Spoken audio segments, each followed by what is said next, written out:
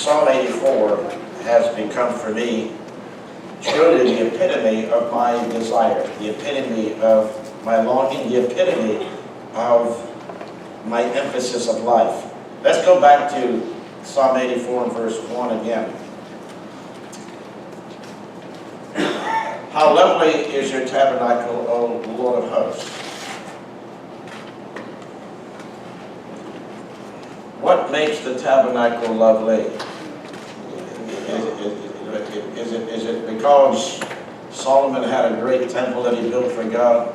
He knew himself. He knew himself. I mean, if I build this, I mean, the heavens is his throne, the earth is his footstool. Am I going to build something here that can literally house God? He knew better than that. He knew that there was nothing he could build to accommodate a residence for God.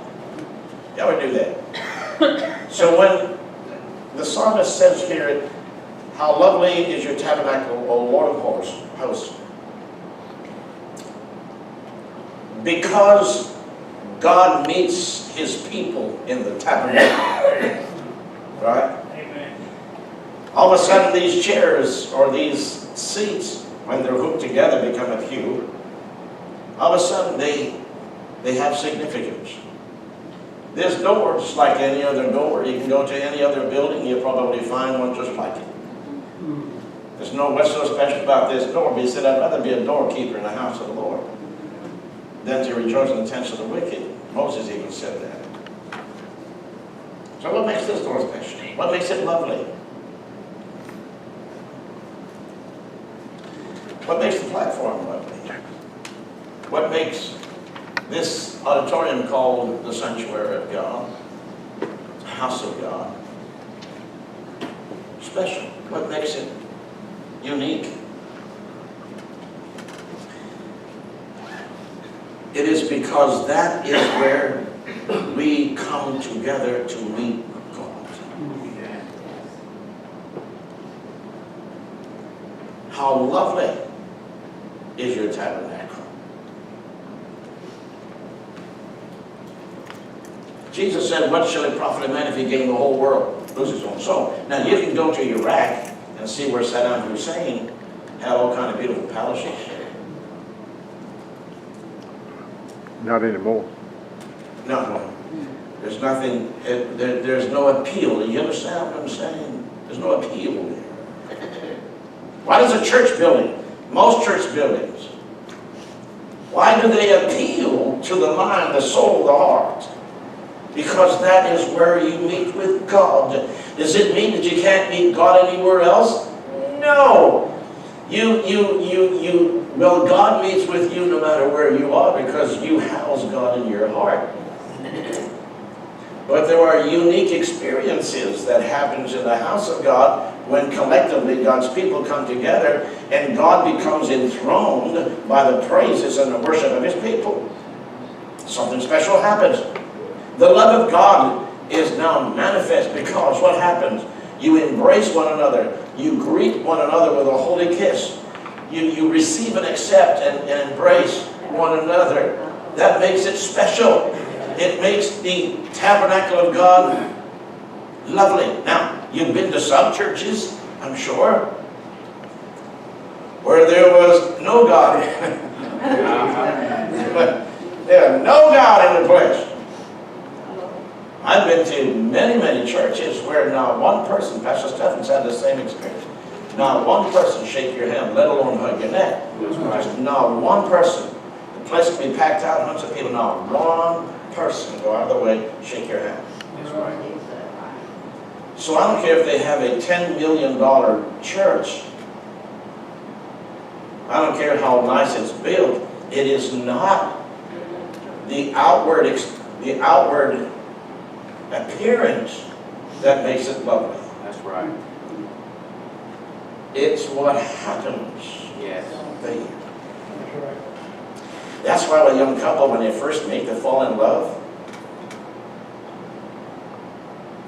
They're ready to live in a shack by a railroad track. It doesn't matter. As long as we're together, it becomes a sacred place because love abides. Right. Because there's an experience that is reciprocally given and received. And that shack by the railroad track all of a sudden becomes as great as Saddam Hussein's palace is up in Iraq. It feels like the chair you're sitting on is a throne. It feels like the table, it may be just an old worn out kitchen table, or maybe a little dinette set, and paints rub off of it, and it's shaking and your coffee spills because it's so loose and shit. But all of a sudden that place becomes, man, it is palatial in your heart and mind because God's there in the family. So he says, how lovely is your tabernacle, O Lord. Yes. What makes this house lovely? Not just the outside, it is a nice looking building. I mean, even when it was a restaurant, it was a nice looking building. But it has increased immeasurably of value. Yes. Yeah. Right. Since it was a steakhouse. Yes. See, when God's people started to come here, oh my. Now there's manna from heaven that comes down. Right. And we preach and give and offer and plate up and serve up manna from heaven. We break the living word. That's a whole different ball game. It brings a whole new value to it. So how lovely. And I said, my soul longs, yes, even faints, yes, for your courts. Now I've seen back in the 50s and 60s and 70s where girls, when they saw Elvis Presley and the Beatles go, oh, they faint on the ground. They fall under the power of it. It fell under the power right there. I don't know about the Lord's Holy Spirit power, but it fell under the spelling. What a different world it would be if we go beyond what David said, I was glad when they said unto me, let us go into the house. If we go beyond that and say, my soul longs for the house of God. Today, the church has become, or attending church has become so optional. And the church has lost such great depth of relevance. It is just a formality. Oh, there may be some feel-good moments when all these smoke comes up on a platform and there's all kind of Broadway spectacles that are put out there to mesmerize the people. But when it's all said and done and the dust settles, if there's no God in the place, it was futile. Worship was in vain. Yeah. Right. Jesus didn't show up because there's no God in the place. No God in the place. But my soul, that's why this psalm epitomizes me. If you ask me how I feel about church and church life, this whole psalm is me. You can put Gill, Belec and wrap it all around Psalm 84 and that's me. My soul longs for and literally faints. It's like when I first met Diana, she first met me. She fainted. So she fainted. I had to hold her up.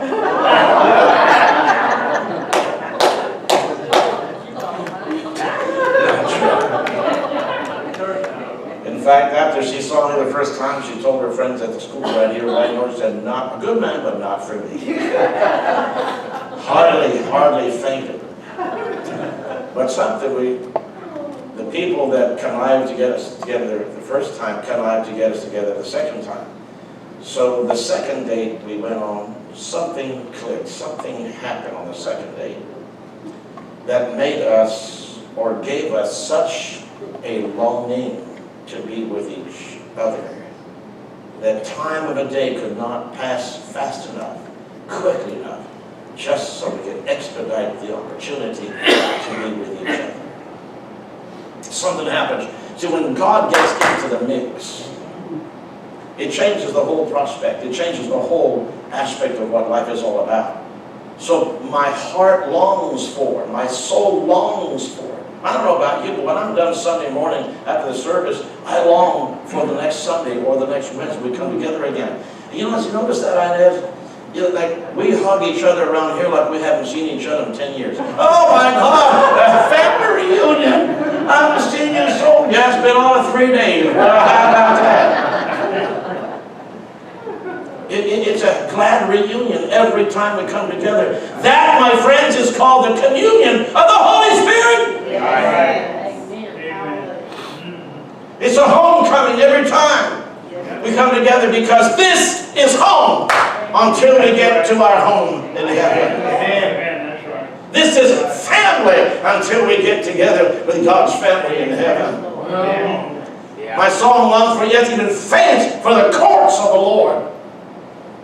And my flesh cries out for the living God. Back in 1965, for about a year or so, while I was doing some ministry there as well, in Toronto, Canada, I worked at the Toronto East General Hospital as a nursing orderly. And I loved it so much that in 3 months they made me a trainer for other young orderlies that were coming in to be trained. And we would train for cardiac arrest, post-mortem activities and things we had to do, and other tests that we had to make, and all kind of stuff that we did in servicing the people. And so I'm talking about my flesh cried out for the living God.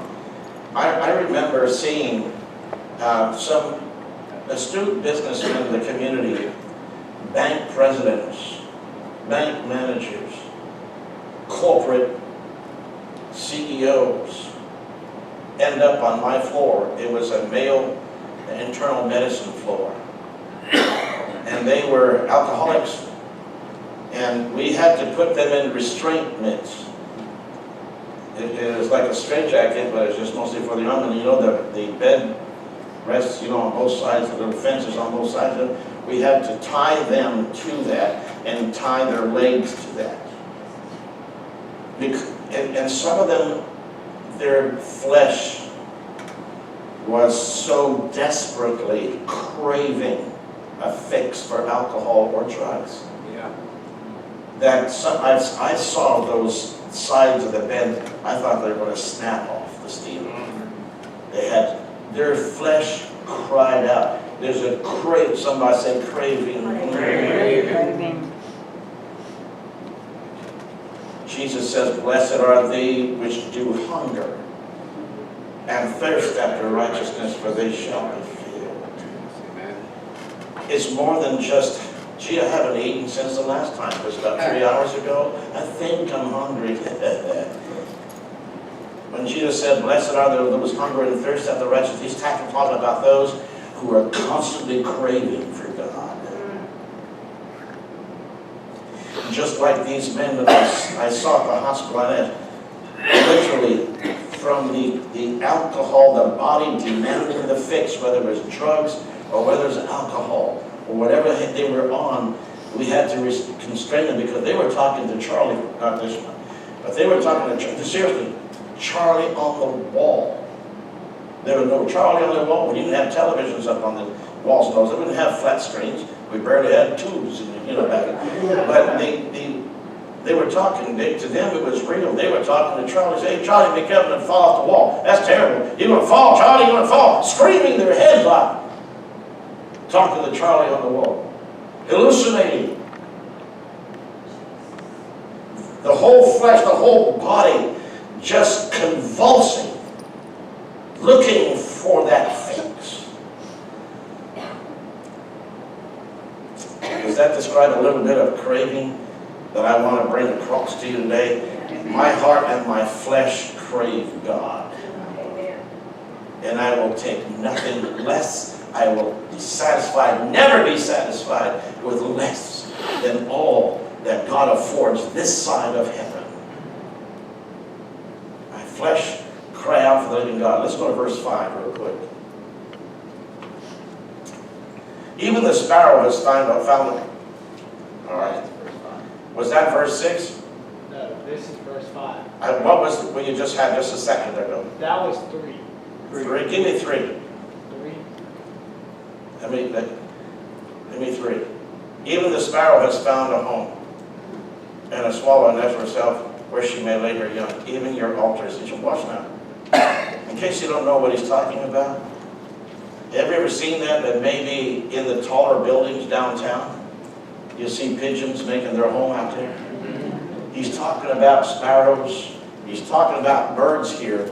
Even they found a home at the tabernacle. Even the birds are smart enough to put their nests near the altar.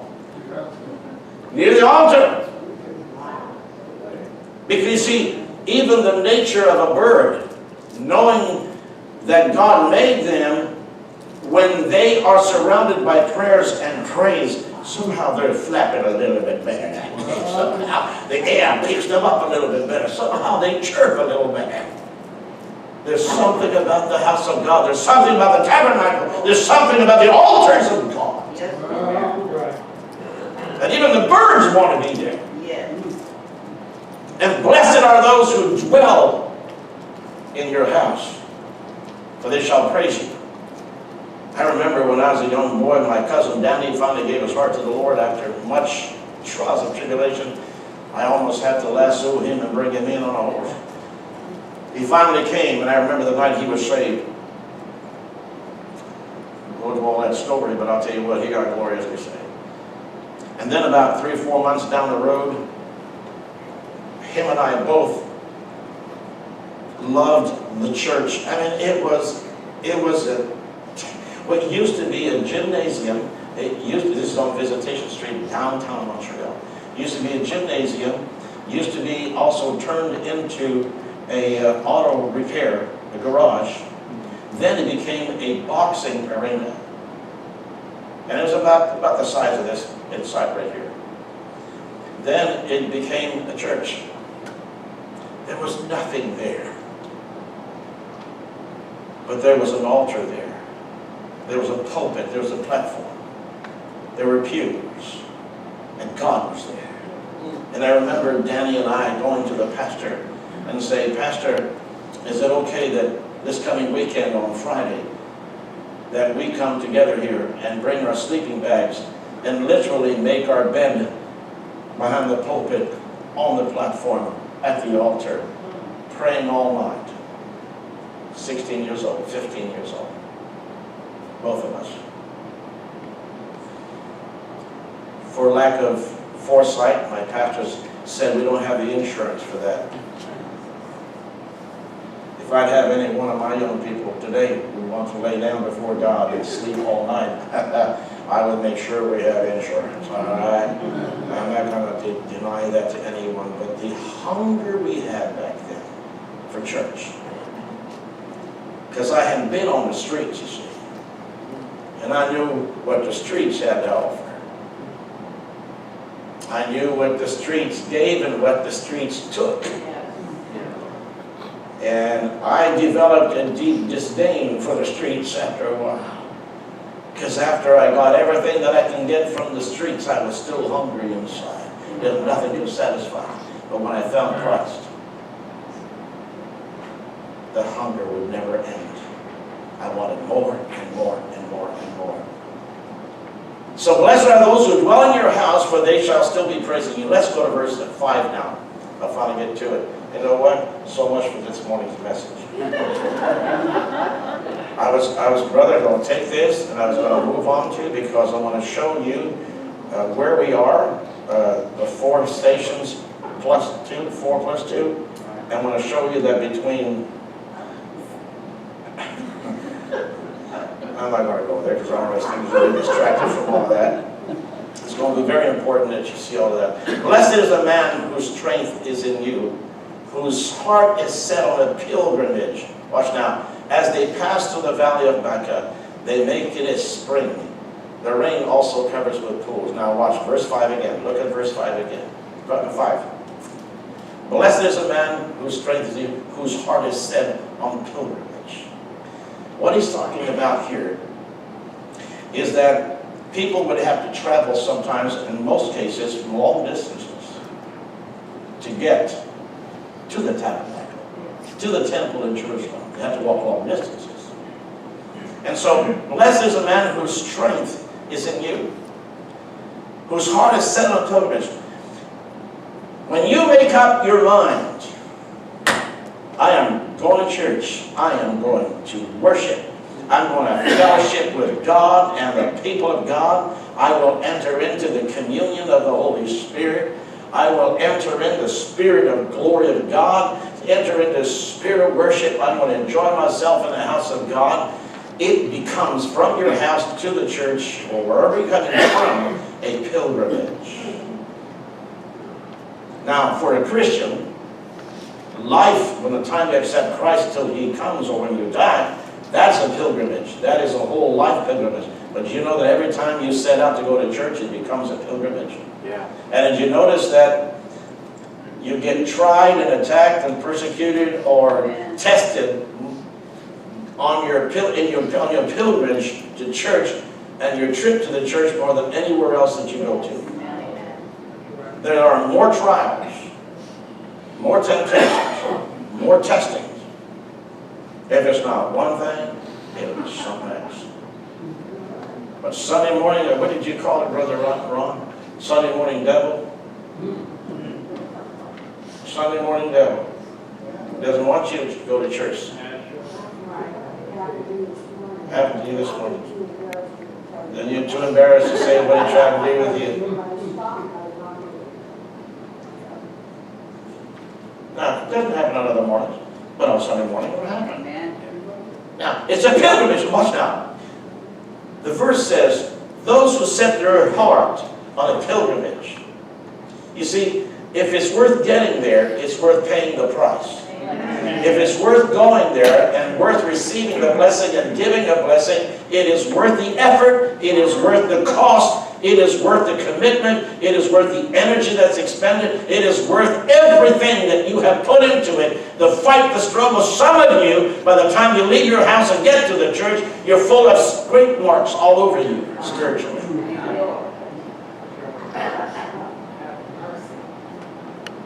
From the claws of Satan trying to tear you down, trying to stop you, trying to cause you to weep and to cry rather than to rejoice. And you probably ask yourself, I was supposed to be glad when they said unto me to go in the house of the Lord. It's been nothing but hell on wheels.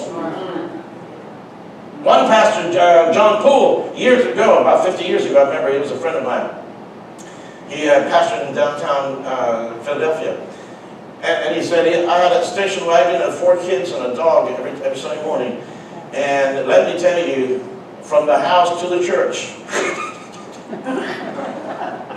when you have 4 kids squabbling in the back, and who's going to hold the little puppy, and then your wife telling you how to drive your car.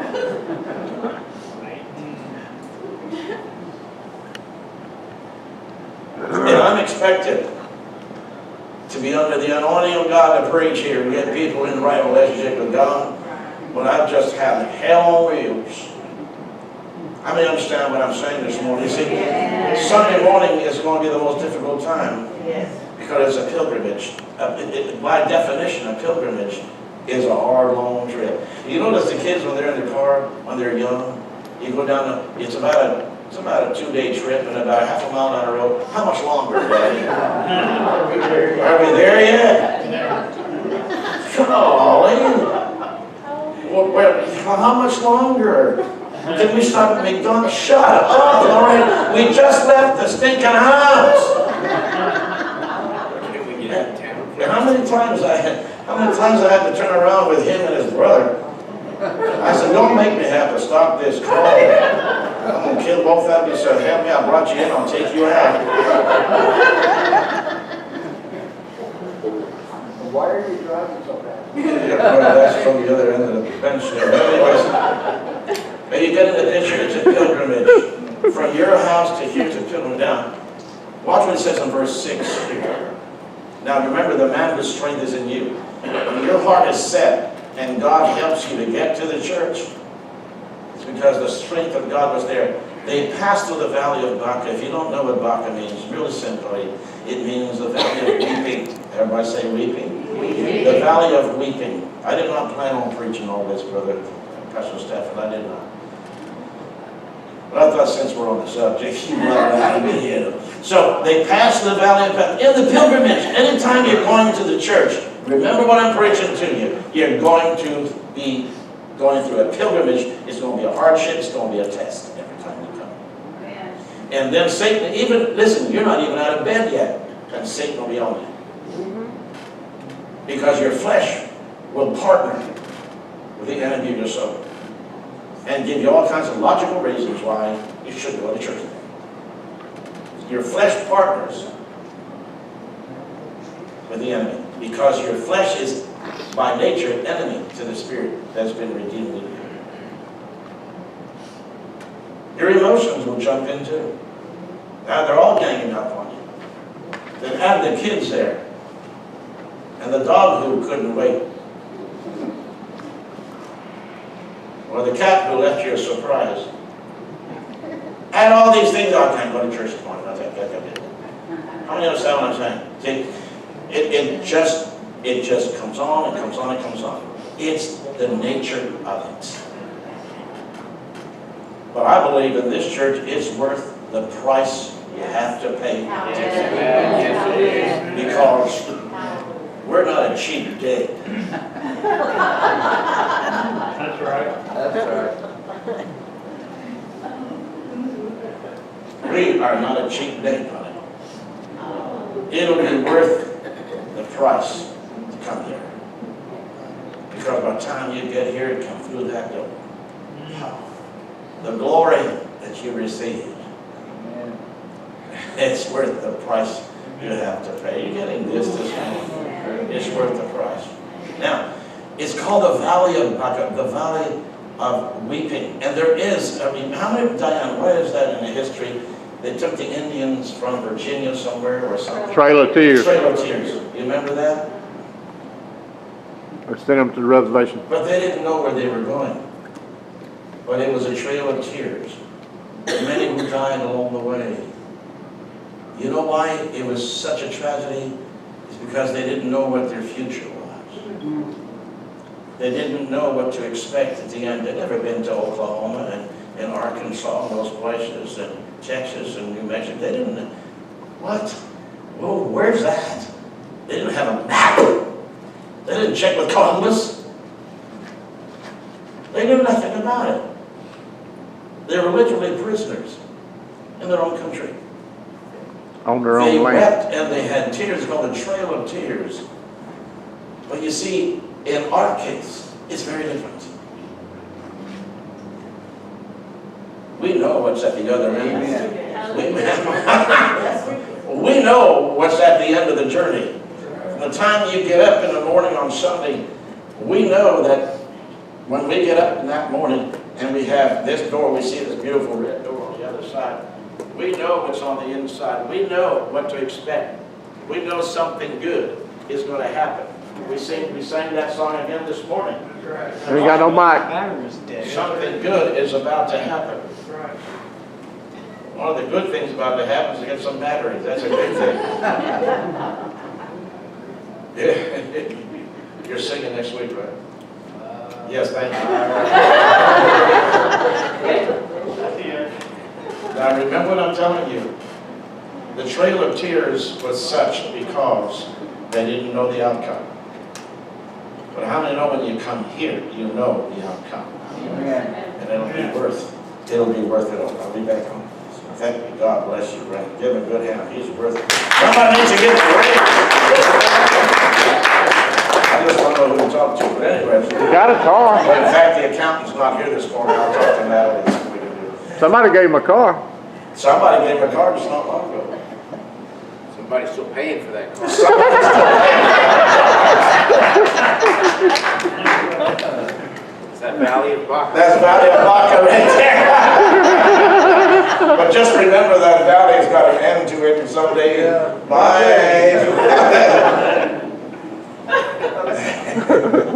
So now, watch now. This is so powerful. This will preach all day long, y'all. This will preach all day long. Watch now. As they pass through the Valley of Baca, the Valley of Tears, the Valley of Weeping, and there is an actual valley. The Kidron Valley is where all the prophets. You have to go through the Kidron Valley to get to the Mount of Olives. It's right there along the eastern gate. In order to enter into the eastern gate, you have to go through the valley. You can't get there without going to the Valley of Weeping. But you see, they make it a spring. Those,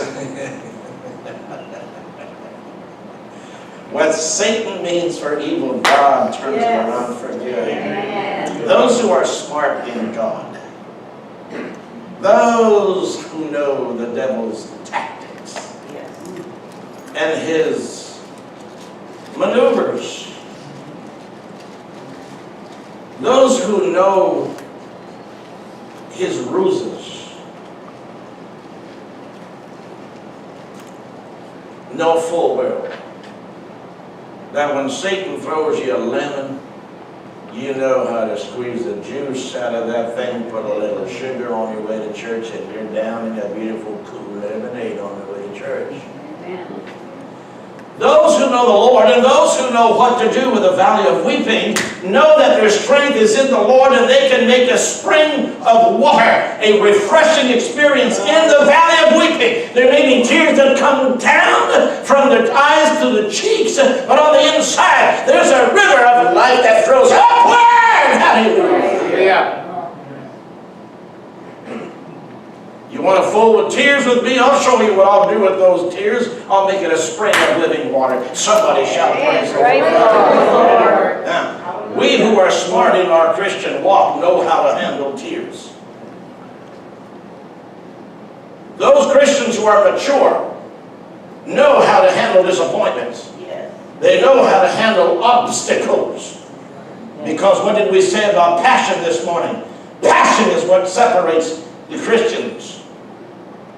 And the passion is that no matter what comes our way, we are determined to get to the house of God. Because my soul is craving the tabernacle and the house of God. We know how to make lemonade out of lemons.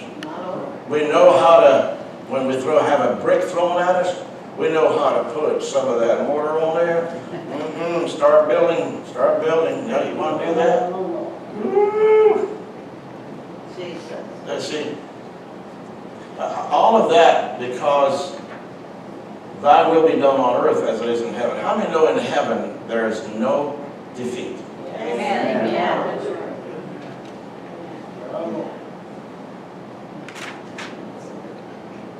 The next time you're tempted on your way to church, just take that one excerpt from the Lord's Prayer.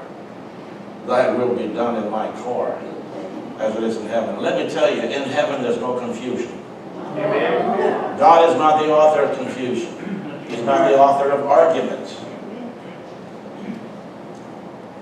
Paul even said, I keep my body under subjection to my spirit. Thy will be done on earth as it is in heaven. Then you start thinking about the heavenly things. That's one method that you could use to turn your weeping to springs of living water. And then the rain comes and covers it with pools. That's good stuff. If you read these 12 verses,